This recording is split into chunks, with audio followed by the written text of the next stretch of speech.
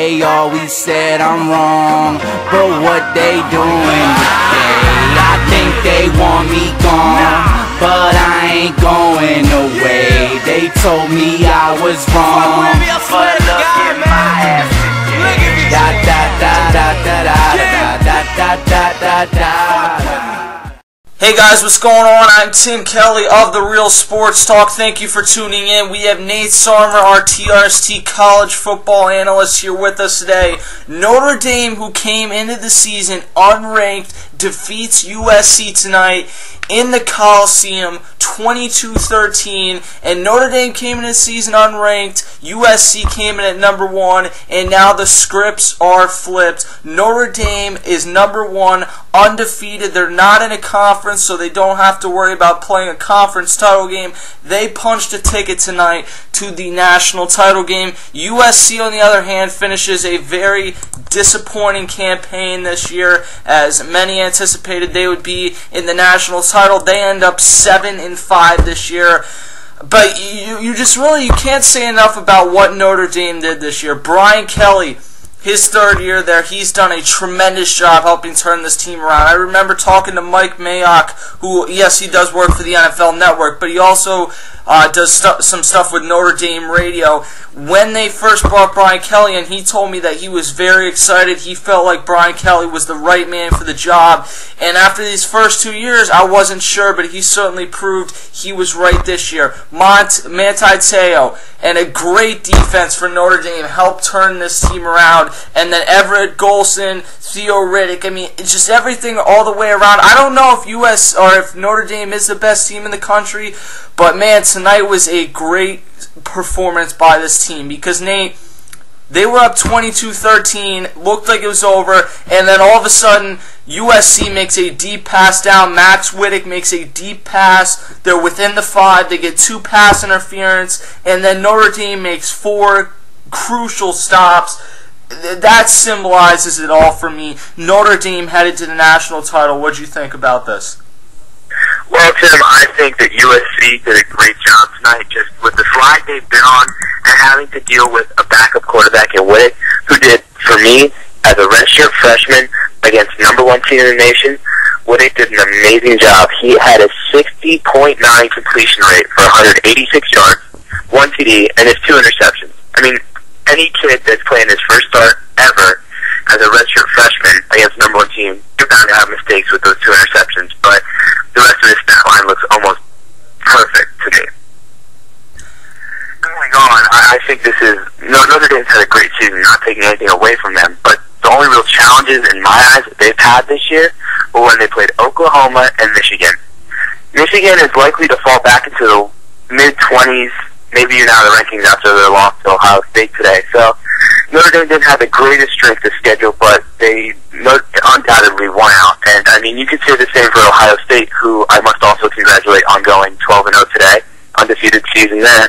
They didn't have the greatest strength of schedule, but in the AP polls, they're ranked 2 and 3 all week.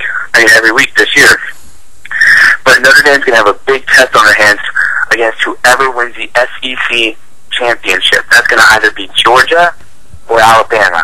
I'm going to take Georgia for the upset on that one, and I want to see Georgia and Notre Dame in a national championship. And the thing with an SEC team is they're all about defense, Tim. And this Notre Dame offense is very good, but I don't think they've been tested by a defense like an SEC defense, and that's why I think in the long run, whoever wins the SEC will win the national championship. Oh, yeah, and I couldn't agree more. I'll get to that in a second. You mentioned what Max Whittick did tonight. He showed a lot of poise on the last couple drives. I'll give him credit. He looks like he's going to be a nice piece in the future, but you mentioned he's a redshirt freshman. To come into this situation and have this be your first start, it's a difficult situation. At the same time, you're at USC, the expectations are high, and the 2 picks, really, they were not good enough to win tonight. I think if Matt Barkley had played in this game, USC might have very well won this game tonight, Nate. I agree, Tim. Matt Barkley, I mean, he had a bit of a slide-off in this month of November, but all in all, he's going to get drafted next year within the first 3 rounds, no problem. I guarantee it. The man has had an amazing career at USC, and he is bound to be a very good NFL quarterback. Oh, yeah, he'll be drafted probably within the first 3 picks of this draft. He may very well go number 1 overall, depending on who gets that number 1 pick. He'll probably be wearing a Kansas City Chiefs uniform next year.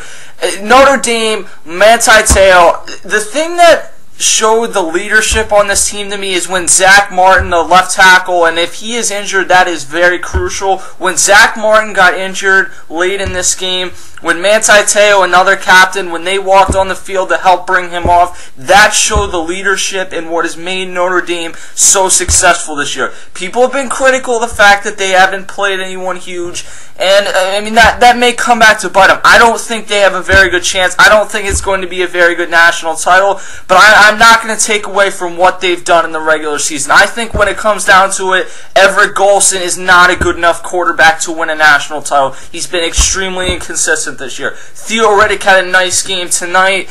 Has he been a rusher that you can count on 150 yards almost all season? No, he certainly has not. So I think when it comes down to it, as good as Notre Dame's defense is, when they go against a team like either Bama or Georgia who they'll face in the national title, no, their offense isn't going to be good enough, and while they have a great defense too, the other team's offense is going to put some points up, and I'm not sure Notre Dame is going to be able to compete offensively in a national title, but defensively, this has just been a tremendous defensive unit, and that defensive stand late in this game after the 2 defensive pass interference calls, that summed it all up for me.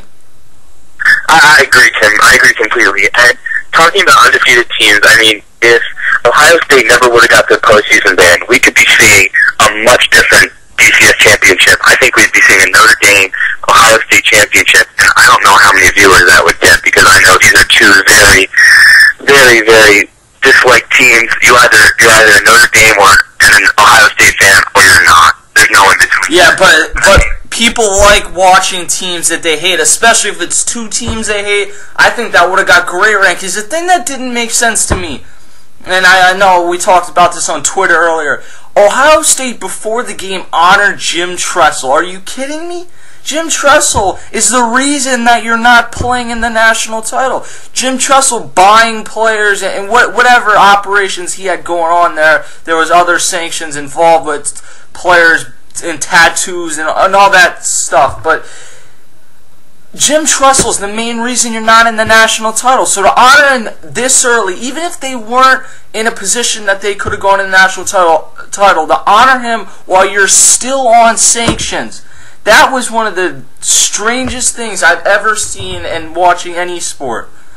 I can't agree more, Tim. I mean, and I know you and I are both Penn State fans, and we both watch Penn State football games, and that'd be like bringing Sandusky back into the stadium to honor him. Well, yeah, I don't know. I wouldn't make Jim Tressel that bad. I think that we all know that your point is that that's what caused the sanctions, but to clear this up politically for anyone who's going to try and twist those words, he's not putting Jim Tressel in the same category as Jerry Sandusky. He's just, yeah. I would never do that to him, as what Sandusky did, but I'm just saying, it's like bringing back someone who basically screwed your program, just to honor them for something they did before they screwed it up. Yeah. No, I see your point. I just wanted to make sure no one was able to twist that comment. The final thing I want to get to is actually 2 things. With USC, speaking of Penn State, Silas Redd comes out as one of the biggest losers of this season, really. And not really because I'm not trying to say he's a loser. He had a nice season at USC. But Silas Redd, and I would have done the same thing if I was him. He had a chance to go to the NFL. He'll probably get drafted within the first 2 rounds. Silas Redd transferred away from Penn State to go have a chance to win, and he went to the right school. USC was number 1. They, at the very least, were going to end up in a big bowl game, and instead, they end up going 7-5. Well, Penn State is able to rally today, get to 8-4, and while USC will go to a bowl game, they'll go to a terrible bowl game, and Penn State, if he had stayed at Penn State, you almost get the feeling like you accomplished something. You stuck to your morals. You stayed at the place that helped raise you. I don't blame him for leaving, but the fact that it turned out this poorly for him in terms of team success at USC, that's just got to be deflating, because he sees his teammates, he sees the type of hard-fought win that this team got without Mike Manti today. it's just got to be tough for him to watch, really.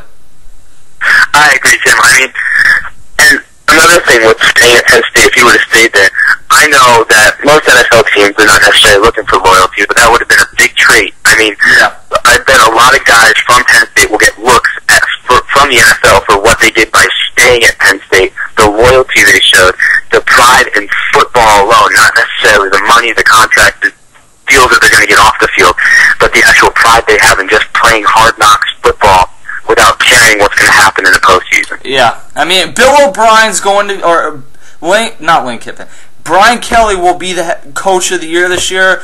But Bill O'Brien, the job he did, he certainly should be right in the mix there. What he did with that team, convincing a lot of the players, especially defensively, to stay there, and the fact that he made Matt McGloin look good this season, I mean, that sums it all up to me. The final thing I want to see is Lane Kiffin. He's under a lot of pressure right now. A team that was expected to win a national title. This is his third season, the first off of sanctions. College football coaches certainly do not get the leash that they once did. Ask former Notre Dame coach who recruited a decent amount of these players, Charlie Weiss. They don't get the same type of leash that they used to. Lane Kiffin probably should have moved on from his father, Manti Kiffin, who's a defensive coordinator, because USC defense was just terrible for lots of parts of this season, and it may end up costing Lane Kiffin his job, Nate. I think they could. I think Lane's done after this year. I mean, he took a team that was ranked #1 at the start of the season, and a quarterback who was destined to win the Heisman Trophy. He took a running back from Penn State who was up there in the top 3 in the nation, and he couldn't produce anything. And I mean, the defense, I mean, you witnessed it tonight. It was just terrible. They let almost every run go for 10-plus yards. It was just bad. But on that note, Tim, I'd like to mention another Heisman word of wisdom here. I think the Heisman's going to come down to Manti and one Johnny Football Manziel.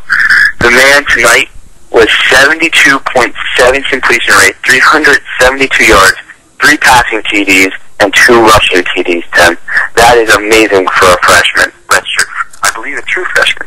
Yeah, Johnny Manziel is a true freshman. I mean, I think he's had the best overall season. I think Manti will probably win it, and I can't complain if he does win. I think either way, you have 2 tremendous players. Manziel is destined to win another one, even if he doesn't win it this year. So I think if you give it to Manti, that's fine with me too. And they tend to give it to someone who's in a position to potentially compete for the national title. Just a crazy last few weeks in college football. We'll be here as the next month comes on. We'll give you some bowl previews, bowl reactions, and then in a month or so when they finally play the national title. This is the worst part, is that I'm really into college football right now, especially these 8 o'clock primetime games, and then we don't get the national title for over a month now.